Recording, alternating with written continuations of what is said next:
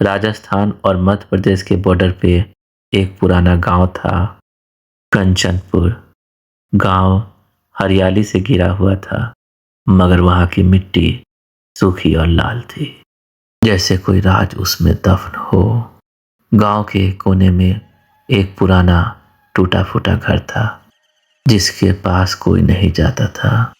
बच्चों को सख्त मनाही थी उधर जाने से। गाय भैंसे भी उस ओर नहीं भटकती थी। कहते हैं वो कमली का घर है, कमली चुड़ैल। करीब 80 साल पहले की बात है। उसी गांव में एक औरत थी, कमली। ज्यादा बोलती नहीं थी, अकेले रहती थी।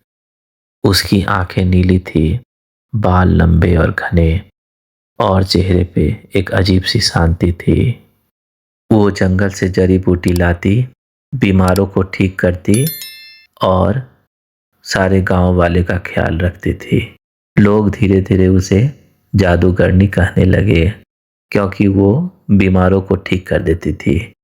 एक बार गांव में एक अजीब बीमारी फैली। लोग खांसते खांसते मरने लगे। पंडित, वैद्य सब हैरान थे। इस बीमारी के आगे सब हार गए। कमली हमेशा की तरह गांव वालों की मदद करती, उन्हें जड़ी बूटी देती। लेकिन एक रात एक बच्चा मर गया, और उसी रात एक अफवाह उड़ गई कि कमली ने कोई जादू टोना किया है। गांव वाले ने ये तय किया कि ये सब कमली के कारण ही हो रहा है।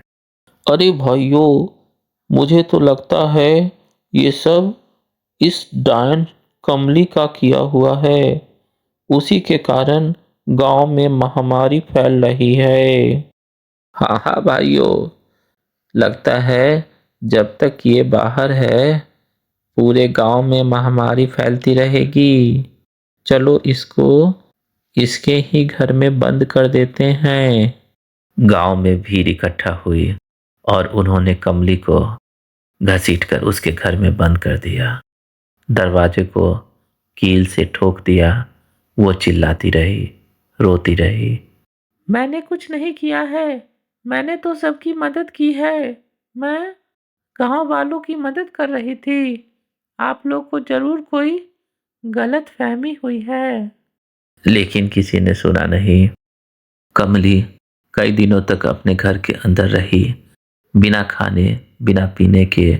वो चीखती रही, चिल्लाती रही, और कुछ दिनों बाद चीख और चिल्लाहट शांत हो गई। कमली मरते मरते सारे गांव को शराब दे के गई।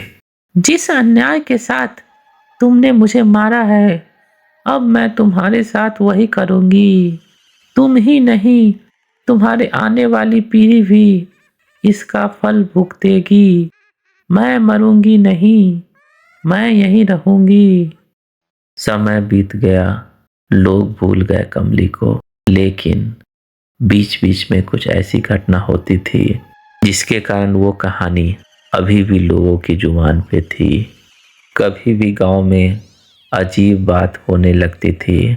रात को लोग को लगता था कि उसके कानों में कोई फूंक मार रहा है। पालतू जानवर बिना किसी वजह से चीखने लगते थे। कुएं में पानी अपने आप लाल हो जाता था।